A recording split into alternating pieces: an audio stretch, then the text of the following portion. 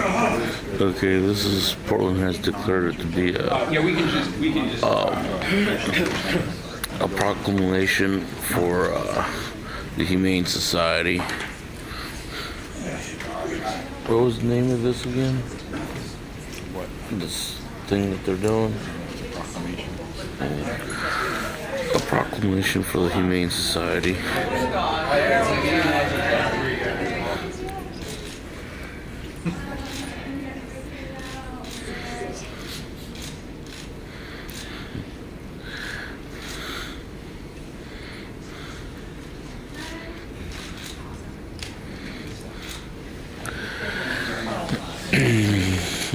You pose for a picture of paper clips.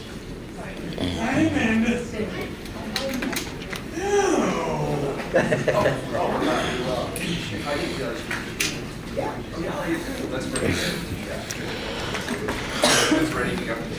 I don't see Chloe. So there's a video, I didn't know, your extra special video, we'll tee it up. So it's a proclamation for the Oregon Humane Society.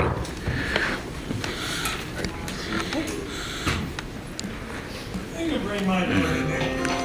Compassion, a value that is distinctly Oregonian, woven deep into our state history.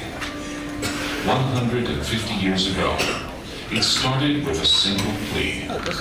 Thomas Lamb Elliott called for action after witnessing the abuse of a horse pulling a wagon in downtown Portland.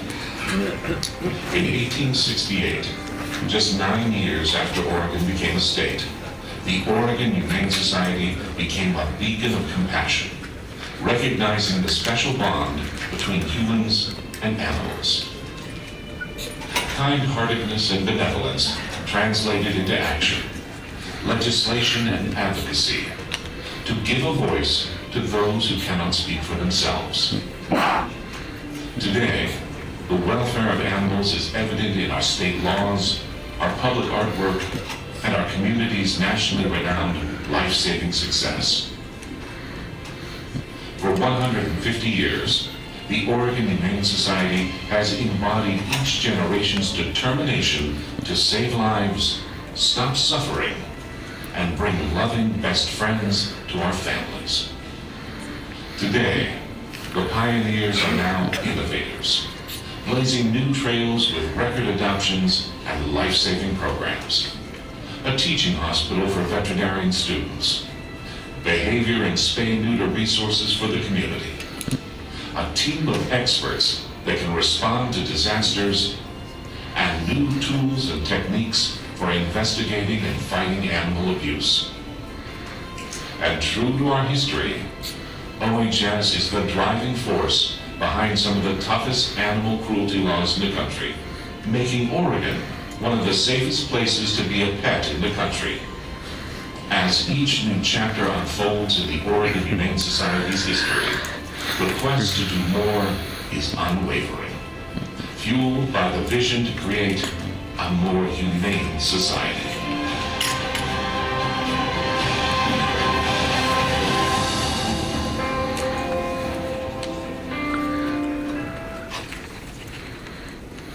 Thank you. Thank you, Julie. We appreciate it. Senator, good to see you again. Yeah. Thank you. All right. Good morning, everybody. This is the morning session of the Portland City Council, 11/14/2018. Carla, please call the roll. Udemy. Frick. Here. Fish. Here. Saltzman. Here. Wheeler. Here. Good morning. Good morning. Good morning, everyone. Welcome to the Portland City Council. The City Council represents all Portlanders and meets to do the city's business. The presiding officer preserves order and decorum during city council meetings so everyone can feel welcome, comfortable, respected, and safe. To participate in council meetings, you may sign up in advance with the council clerk's office certifications to briefly speak about any subject. You may also sign up for public testimony on resolutions or first readings of ordinances. Your testimony should address the matter being considered at the time. When testifying, please state your name for the record. Your address is not necessary. Please disclose if you are a lobbyist. If you are representing an organization, please identify it. The presiding officer determines the length of testimony. Individuals generally have 3 minutes to testify unless otherwise stated. When you have 30 seconds left, a yellow light goes on. When your time is done, a red light goes on. If you are in the audience and would like to show your support for something that is said, please feel free to do a thumbs up. If you want to express you do not support something, please feel free to do a thumbs down. Disruptive conduct, such as shouting or interrupting testimony or council deliberations will not be allowed. If there are disruptions, a warning will be given that further disruption may result in the person being ejected for the remainder of the meeting. After being ejected, a person who fails to leave the meeting is subject to arrest for trespass. Thank you for helping fellow Portlanders feel welcome, comfortable, respected, and safe. Very good. First up, communications. Item 1161, request of Philip J. Wolf to address council regarding an amendment to the caption ordinance. Good morning.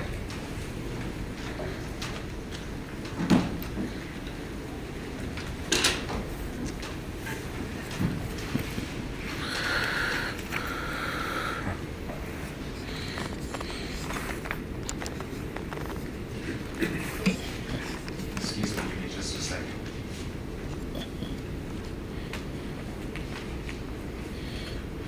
All right. Good morning. Good morning, Mayor Wheeler. Good morning, City Commissioners, and all of our supporters and community members here. Good morning to all of you as well. First, before I begin, I would like to request, instead of 3 minutes, I would like 5 minutes for my testimony. This is not just a simple message. This is a true testimony that I would like to really be able to present in full. Thank you. First, a little bit of history. Amanda, Commissioner Fritz, I know that you were actually involved in a champion for the amendment and the captioning law that we already have, the ordinance that's in place, so thank you for all of that work. 3 years after the ordinance was passed, so from 2015 until today, I myself have been around the city of Portland at the DMV and other places, restaurants and bars included.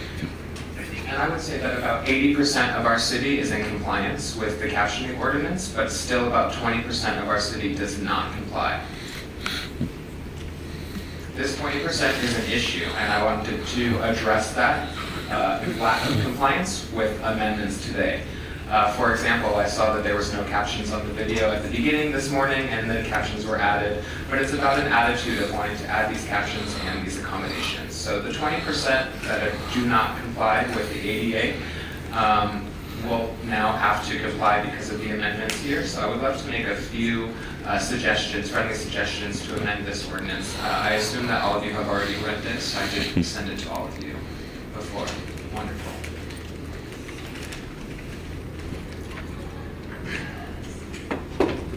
One crucial thing that I would like to really make sure that everyone understands is about the fonts and the backgrounds of closed captioning. The color of the word itself should be yellow or white. I've noticed that some TVs have purple or even blue, and it's hard to see from a distance, and it blends in with what's going on the television screen. It's not easy to see. I've asked managers in these places before to change the backgrounds on there, but they have refused, and I noticed that because the ordinance does not have something specifically stating that, they're not needing to comply. So I wanted to add that in. I've also noticed a lack of backgrounds with the captioning, so it's hard to see when you have a thin letter against the TV screen. It's easier to have a dark background on those words. For anyone with vision problems, deafblind members of our community, and it's very stressful and tiring to have to depend on captions, so whatever we can do to make that visually easier on anyone that needs to depend on it so that they can casually enjoy whatever programming is on the same way that hearing members of the community are able to. So again, I just wanted to emphasize the importance of that dark background. It doesn't have an impact on our hearing members of the community who are watching, but it's a huge impact on the deaf community. And so there are things that I could expand on more, but for reasons of time, I won't do that today. You'll find some of that in the information I sent to you. Another example, last Thursday actually was here, and there are 4 TVs on the first floor in City Hall. There was no background on the closed captioning there. I actually brought a picture as an example. You can see the background behind the words is clear and makes it unable for us to read it clearly. Like I said, I'm sure that you all have read this already and familiar. I would love to be able to review and bring this to the table for a discussion and possibly a vote to go ahead and amend that ordinance to make sure that we're really providing an equitable opportunity for everyone. And I know I have about 2 minutes left, so I'm just going to wrap up with one last thought. I've noticed that for a lot of political, government, or emergency service vlogs and videos that are uploaded onto social media and to the internet, most of them are not captioned. And I have repeatedly asked people who are in charge of these videos to add the captioning to no avail. There is now a change that I've seen, and I do make sure to say thank you whenever I notice these captions, but it seemed like that change and that improvement was short-lived. And so I would like to be able to emphasize the fact that important information should be captioned, and anything regarding political, government, or emergency services or involves powerful decisions needs to be accessible for us, and historically they are not. I think that it's important for our leaders and for people at City Hall to keep track of 3 things. Political, government, and emergency services should always be accessible. And hopefully we can become an example for other cities in the United States to have videos captioned universally for access. If any of you have any questions about this, I'd be happy to answer that at that time. Commissioner, please. Thank you for bringing this forward, Mr. Wolf. And I took note of your email when you sent it in.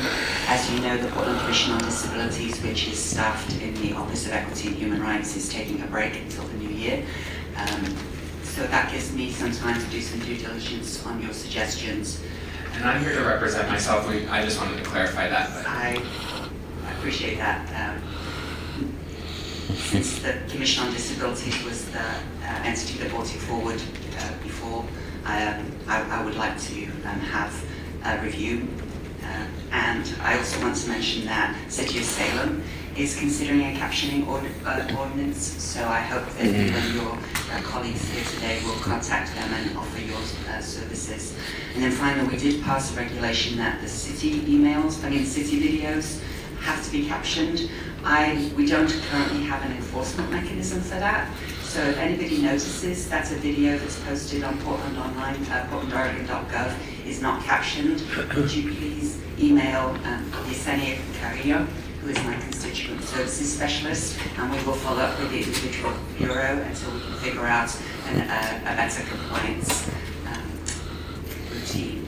Because we do want to make sure that it's accessible for all kinds of different reasons. And I also very much agree that there was an omission in the original ordinance about the background on the captioning. So while many of the establishments that I've visited are technically complying, it is very difficult, especially for those of us with visual impairment as well, to read the captions. And I appreciate them, even though when the sound is off, I appreciate knowing what's going on the screen, and there were multiple benefits, as we knew when we passed the ordinance before. So thank you for bringing this to our attention, and I'm happy to take the leadership working on your suggestions.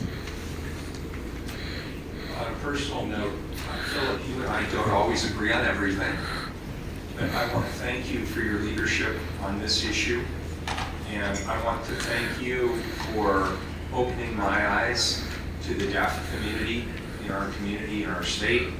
I appreciated joining you at the Northwest Deaf Festival for the Arts last summer, and captioning is an issue that I frankly didn't know very much about until I got here to City Hall, and you have been very helpful in helping me to understand the importance of not only captioning, but how the captioning is done. So I thank you for that, and I appreciate your being here today.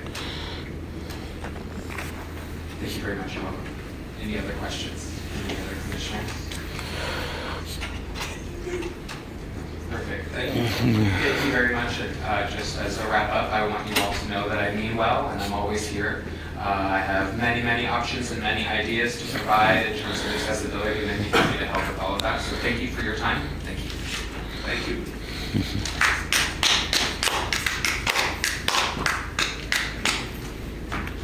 $11.62, a request of Dan Herman to address council regarding an answer to a question.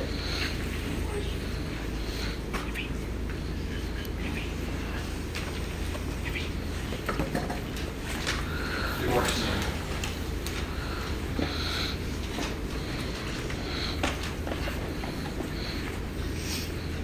Oh, well, here we are again. You know, I really respect your position as you're chosen to represent the city of Portland. But, yeah, this was just business communication.